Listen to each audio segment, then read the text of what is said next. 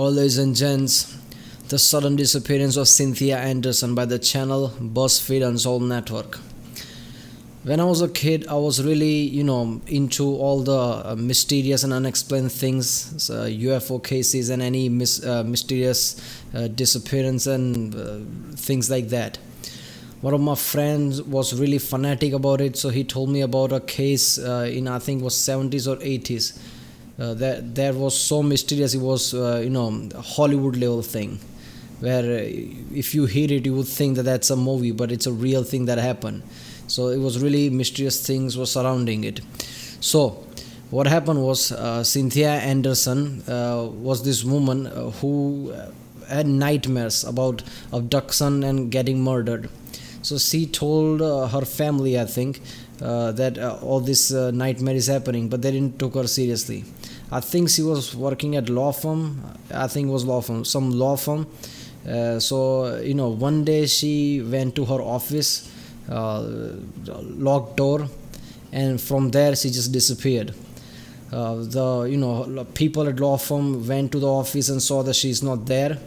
They saw that all the mail envelopes that you put through the door, those mails are still there. Nobody picked them up, but AC was on, light was on, everything was on, and it usually isn't on in the law firm because when the office is closed, some clerk or somebody just close everything up. But it was open, so clearly she went inside and started all that, but didn't took her mail. They saw that there is some indication of they saw something that would tell that she was abducted, so they called the police. When the police came, they saw that a book was open on her desk about abduction. The paragraph that was open was about abduction, and from there she was abducted. So that was really mysterious. Somebody said in the law firm or somebody in the house, somebody said that she was getting stalked by somebody, and someone wrote on some wall that he loves her or something like that. So she was getting stalked. And then about some time later, somebody called them about the abduction, she was abducted and someone was holding her in someone's basement. So this was really mysterious things surrounding it. After that, I think nobody found out what happened to her or anything like that. It was just disappeared. What the mysterious thing is, she got into the office and disappeared. Nobody saw her, even though it was a law firm. Lots of people were working there and she was in the office. Obviously outside office lots of people would be there. Nobody saw her getting abducted or anything in the running law office. Somebody gets stalking her, then getting call after some time from somebody, and the call wasn't I think from somebody who abducted her, but it was from somebody who just knew about it, like someone is holding her in some basement. Didn't give any detail after that, and she was just after that there was no trace of her. She just disappeared or something like that. They thought that somebody abducted her because of weird obsession or some serial killer type of thing and killed her. So there was this case was never solved, if I'm remembering correctly. But I don't know if there was some new discovery was made after that. It's been 10 or so years since I know about it. So I don't know. Let's watch this video. Maybe there is some new discoveries about it.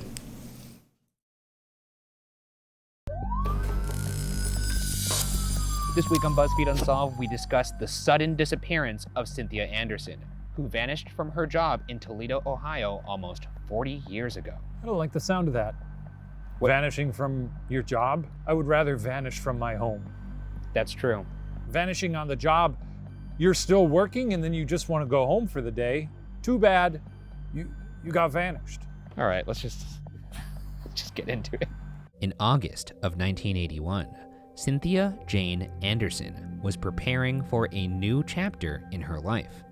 The 20-year-old had been raised in a very religious household of Christian fundamentalists, following a schedule packed with church prayer meetings, church swimming events, church camping trips, seasonal church parties, and church worship on Sundays. Cynthia's father, Michael Anderson, described Cynthia as a quiet, obedient type of girl who never made waves, yet had lots of friends. It's too much church. Can't be going to church that much, right? Too much church. I mean, look, I don't know if we need to turn this into a commentary on the church. It's not a commentary. I'm just saying it's too much church. She was a woman of faith who wasn't making any trouble. That's all that's communicating there. I mean, she could have made trouble. If I were going to church that much, I'd kill someone. Cynthia was described by a neighbor as an attractive young woman, one who, quote, maybe caught the attention of a passerby, end quote. And while her parents insisted on... Okay, that's creepy. A neighbor is saying she was attractive young woman and caught attention of some stranger or something. What the hell did he say? That was really creepy, man. maybe caught the attention of a passerby. Maybe caught the attention of a passerby. Her neighbor is saying that. Ugh, that's really creepy. I don't know why. End quote. And while her parents insisted on strict rules and curfews while at home, Cynthia nevertheless had a boyfriend, also a part of the church. That summer, her father said Cynthia had been spending a lot of time on her face and becoming a bit of a debutante. We've all got phases in our lives where we're spending a lot of time on our faces, acting a bit like a debutante. We all do that. I do that every day. Spend a lot of time on my face. Clearly. You think this took 7.5 hours today? I don't the believe whole it, ensemble? but I do believe it at the same time, if that makes sense. Yeah. So, you know, can't judge someone for that. Cynthia worked as a legal secretary in Toledo, Ohio, but was preparing to quit in order to attend Bible college, the same one in which her boyfriend was currently enrolled. And by the way things were going at the office, her last day at work couldn't come soon enough. Sounds like a bad work environment. Sounds like some foreshadowing here. Can't be fun to be a secretary at a law firm. Also, in this time, especially probably not so. Trying to think of a good lawyer joke. Because lawyers, nobody likes them, right? No, you're doing great. This is good stuff. You got a lawyer joke? No, I was actually just kind of watching. Look, we haven't toured the Borscht Belt, okay? We're not comedians. We're just a couple of assholes. Unnerving events had begun to happen at work.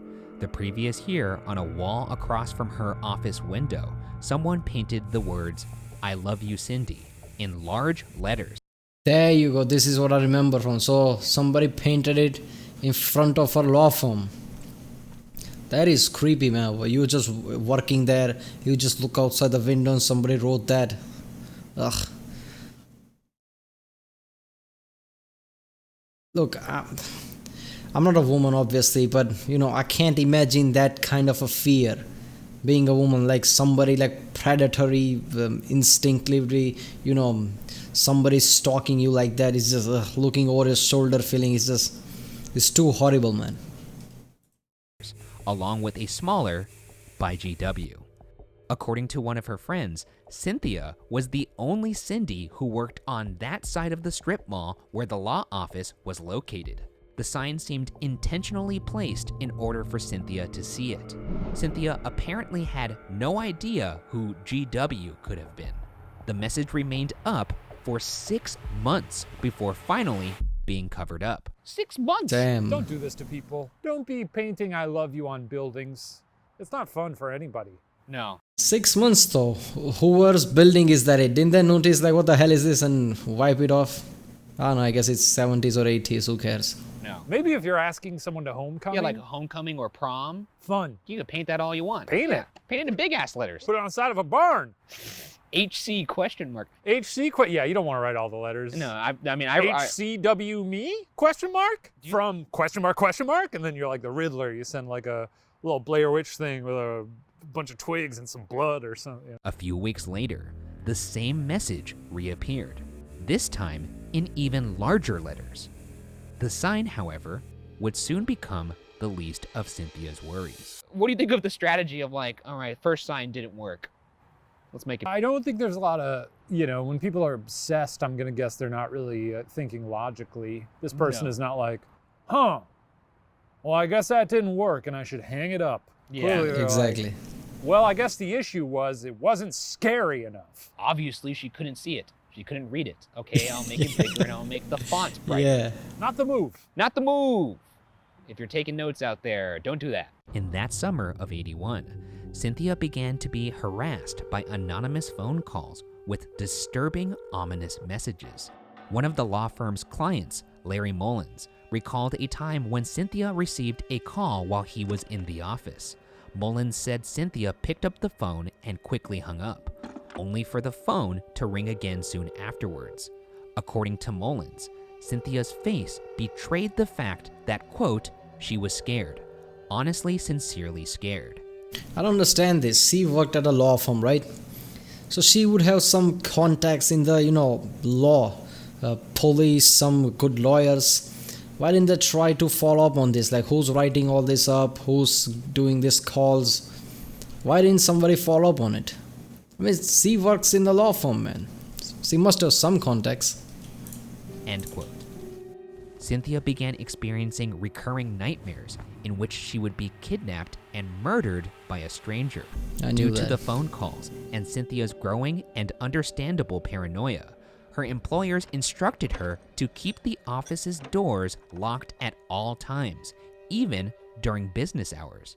Okay, I thought she's had those nightmares before all this happened, when somebody was stalking her or something. It was after that? Because it is after that, it's understandable. Like, somebody's stalking her, somebody's writing that on the wall. Of course she's going to have a nightmare like that. They also installed an emergency buzzer at her desk, which would alert a nearby business if she were to use it. Unfortunately, these precautions would turn out to be inadequate. Jesus That Christ. sounds like a waking nightmare. That sounds awful. Yeah. And also kind of crazy that they did take these precautions and that they weren't enough. Yeah, it's odd that they're like, well, you're in peril. It seems like you're in perilous danger. Here's a button. I mean, they installed the "it's unfortunately dangerous to be a woman" button, and they gave her that, and that still wasn't enough. Which, by the way, they should have a security detail there, not just a light that shows nearby businesses in the strip mall that she's in trouble. I don't know what anybody who's like working in Aunt Anne's Pretzels is gonna do if they see that red light go off. It's not like, It's Auntie Anne's. oh, is it Auntie Anne's? Have some fucking respect. On Tuesday, August 4th, Alright. Isn't this America? Couldn't she just get a gun from a mall or somewhere? Look, there is a lots of argument people can make about the gun laws in America, but this is the time where it feels like she should have used that. A gun at her all times. I mean, anyone tries to abduct you, if you have the gun with you. I mean, I'm not saying that it always works, but it's better than not having one. 4th, 1981. Cynthia skipped breakfast and left her parents' home around 8:30 a.m. She drove to the law office on East Manhattan Boulevard and was seen as late as 9:45 a.m. Around noon, her employer, attorney James Rabbit, arrived at the office.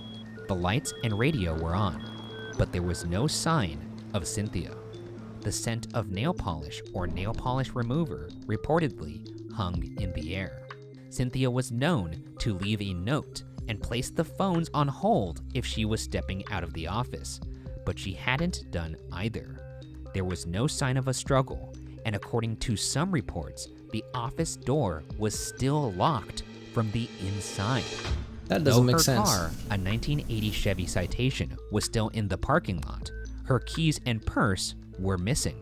Perhaps most eerily, a romance novel that Cynthia had been reading was left open on her desk, turned to a page that described the protagonist being abducted at knife point. There you go. That's weird, huh? She was reading it, but for it to be open at that page suggests we're dealing with an abductor here who's a real a-hole, who has a flair for the dramatic. But then what does the abductor read? The puzzling thing is, if it was locked from inside, where did they go? Is there some other exit there? That's puzzling to me. I didn't know it was locked from the inside when they came. Because that's just ridiculous. And that page being that open, just the psychology behind feels like whoever abducted her could be a serial killer, because only someone like that gives detailed attention like that. Like opening the page where it says about abduction, then abducting her. It's like it's not just about, crime of passion. It's that, whoever abducted her is having fun there. So this gives me serial killer vibe. Reading through the book? What, like if he's This is broad daylight. in the middle of an office. At any moment, someone could come in. The door. He's not taking the time to thumb through a book for a funny little clue. Unless he had been watching her so much that he had the book himself, knew which page to turn to, and then did that. Maybe. It seems weirdly coincidental, especially when you consider all the other things. Oh yeah, I guess it could just be a coincidence, yeah.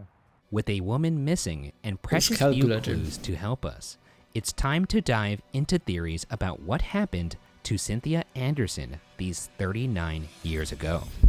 Our first theory is that an obsessed stalker kidnapped Cynthia.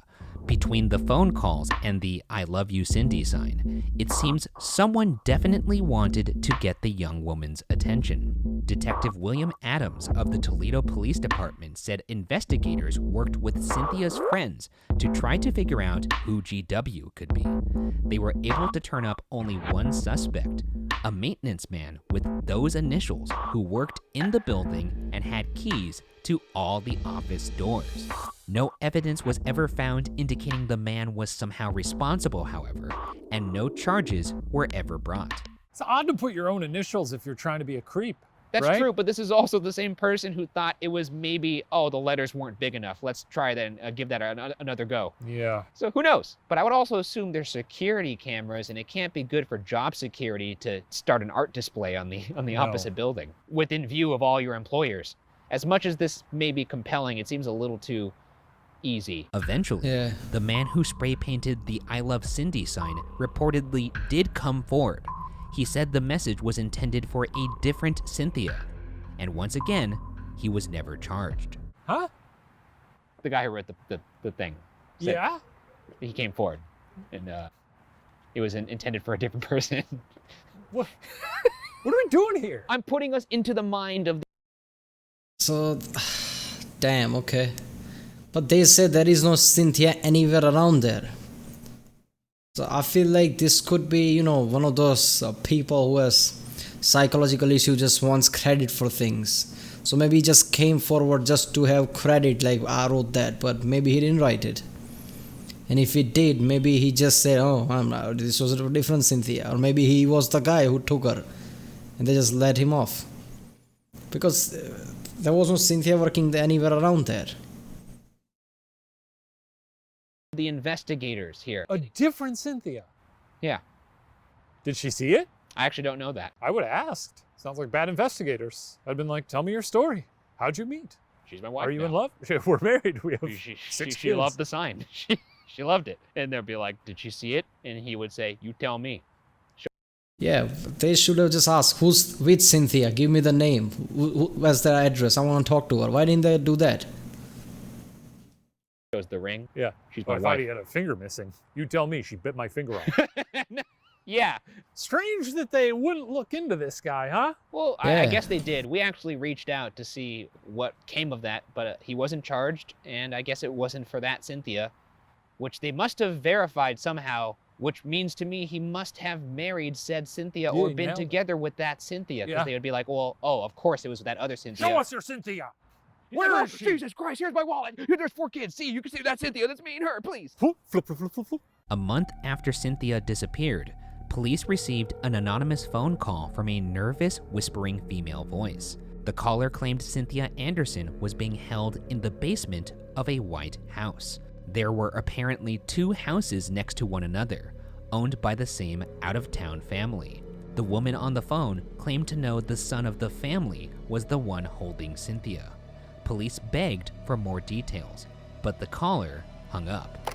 Searches for houses like the one described yielded nothing. Well, that's terrifying, Ryan. That's no fun. I don't like to hear that. I've said this before, but teens, when they get crank calling, they're out of control.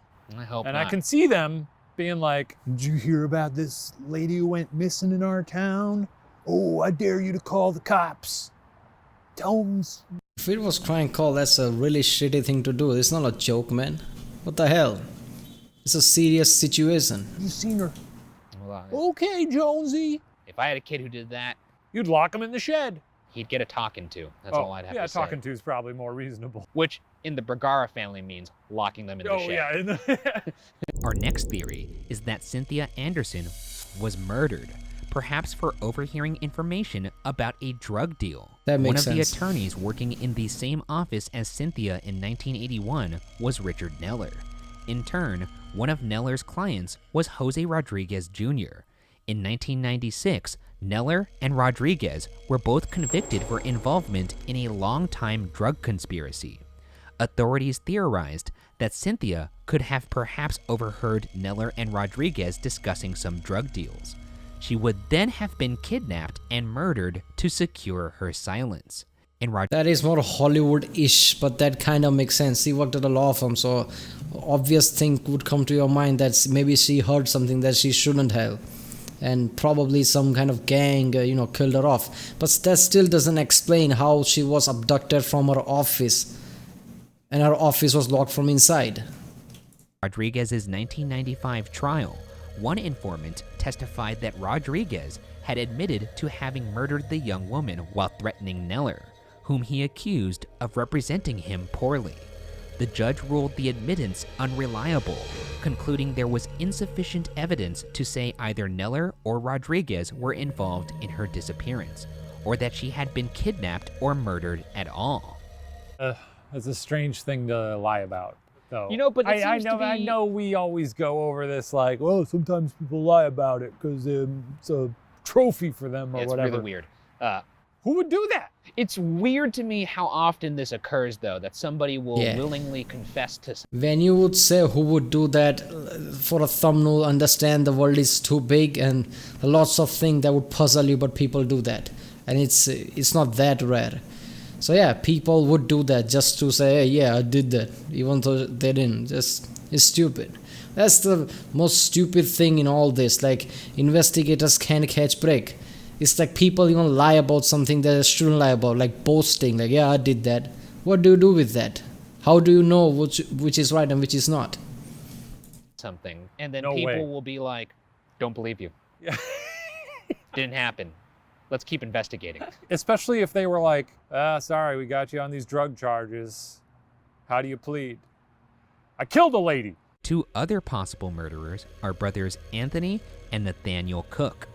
Over the course of 16 months in the 1980s, the two brothers murdered at least 9 people across Ohio, mostly young women.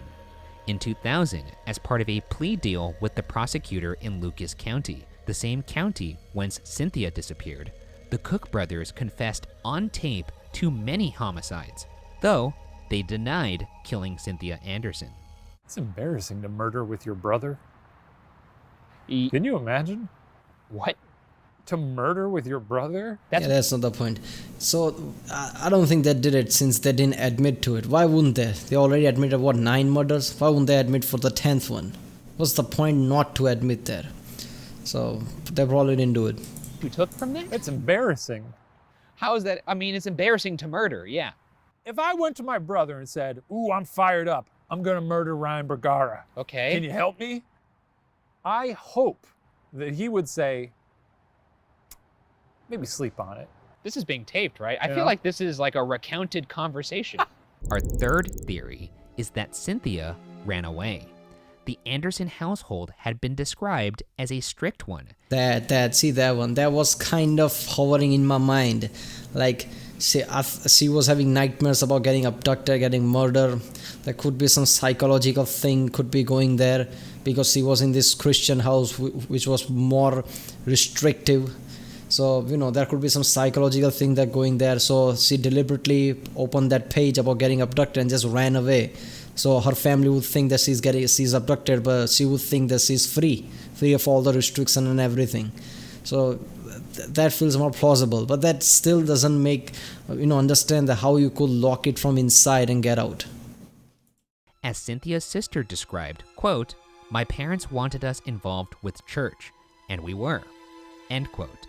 Perhaps Cynthia, staring down the barrel of attending Bible college with a boyfriend who was also a part of the church, wanted to see the world apart from her sheltered vantage point, and walking away was the easiest way to do so. That makes sense. As we already mentioned, Cynthia's father had noted her further taking interest in her looks and dieting in the weeks leading up to her disappearance.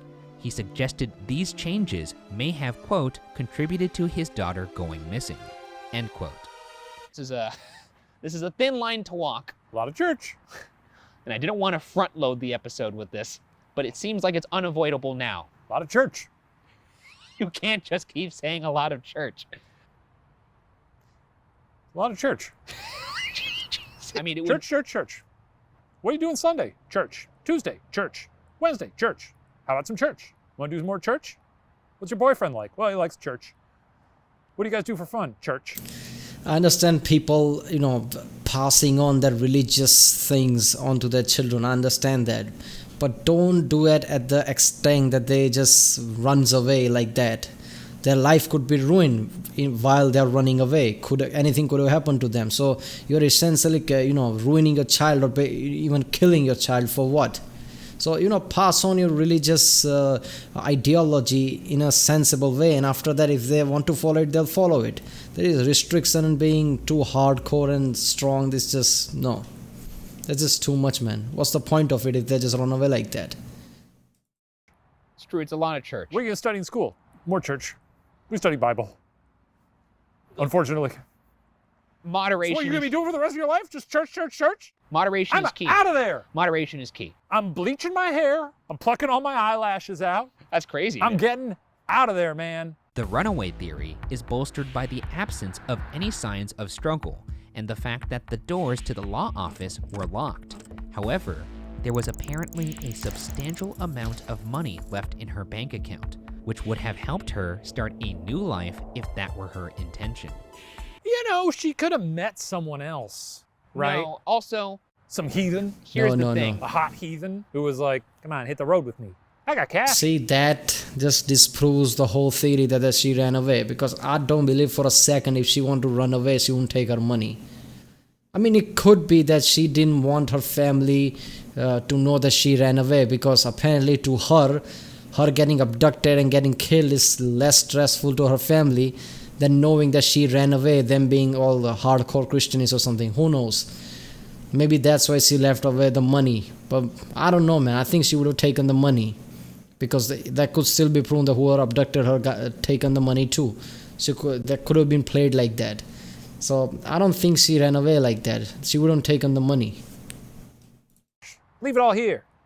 I was just about to get to that, because I was going to say that, I know a lot of people online point out that, okay, starting over is expensive, obviously. However, if you want to successfully make it seem like you've disappeared, you don't then pull out all the money from your bank account. Right. That doesn't scan. Also, it's 1981. You work at Baskin Robbins for a summer, you can buy a house. Is it possible? There we go. That is true, though. USA in 1870s, you just work a small job, and even that couldn't make you good enough life at that time.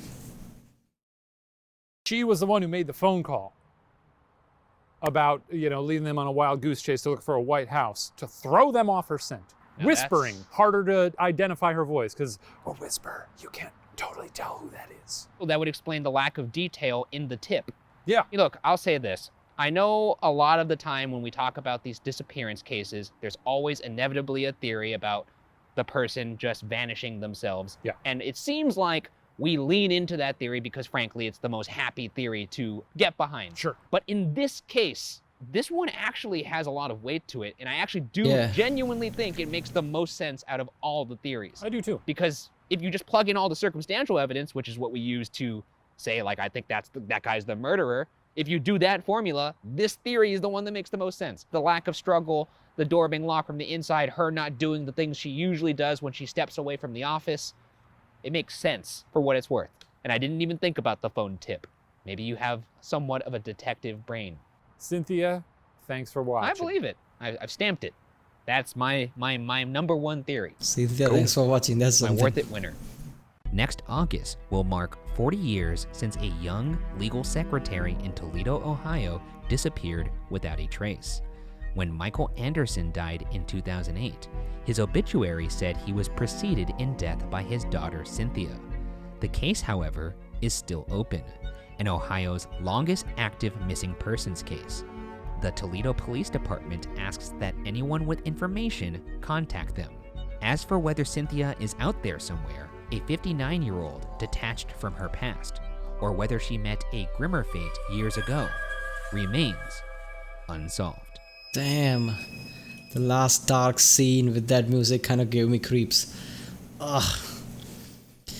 Alright, it does make sense that, it was a hardcore Christian family where she had enough, she just wanted to escape, so she put the page about abduction. She, told her mother that mother or somebody, she told her that she's having all these dreams about abduction, so leaving hints to abduction and just running away, so her family would think that she got abducted or something. Because to her, she's getting abducted is more acceptable to her family than her running away, being hardcore Christian. So it could be that, but then again, why didn't she took money? I mean, you could argue that taking money would alert her family that she's the one who ran away, but you could also see that somebody who abducted her made her take out the money or something. Who knows? I mean, she could have taken the money, but yeah, her running away kind of makes sense. But she got in. In the law firm, people saw that she got in the office. Why wouldn't she take her mail? Because she had no intention of being in the law office. So maybe her running away makes the most sense. But I don't know, man. Why would she leave the AC and light on and then flip that page, keep the door locked from inside? Because wouldn't that raise question? Wouldn't she just keep it unlocked if she just wanted to run away? Did she run away from the window or something if she locked the office from inside? I don't know, man. Either it could be some serial killer who was enjoying all that because the person flipped the page, it was about abduction, or maybe she ran away. Her running away makes the more sense. But I don't know, man. And it's 40 years now. I don't know how cold a case can get. So I don't know if there is going to be any more discovery on this. Who knows? But I would love to see, if the case closes and they have some evidence. Because this, even though it feels like that she ran away, I don't know, something gives me the feeling there's more to it, way more to it than that. Alright, if you like my reaction, please don't forget to like and subscribe.